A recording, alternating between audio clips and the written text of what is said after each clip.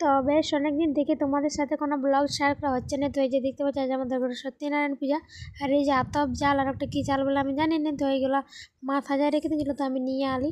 আর আসার পরে দেখছি এখানে জেঠিমা আলপনা দিচ্ছে। তো এই যে দেখতে পাচ্ছি জেঠিমা উপাস ছিল ওই কারণের জন্য, আর আমরা তো উপাস ছিলেন।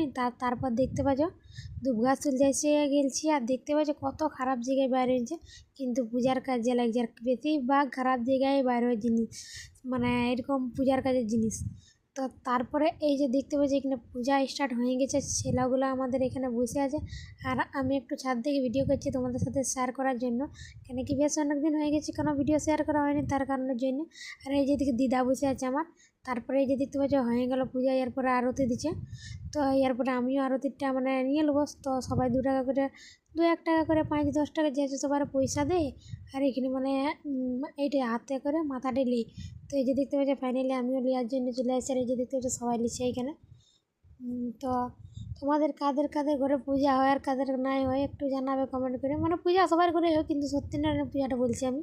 তো এই যে দেখতে পাচ্ছি তারপরে এখানে হাতে বাঁধিয়ে দিচ্ছে সুতা। আর এই ঠাকুরটা খুবই ভালো ছিল, এখানে কি সবাইকে বাঁধিয়ে দিচ্ছিল। আর একটা থাকুক নাই বাঁধিয়ে দিত সবাইকে।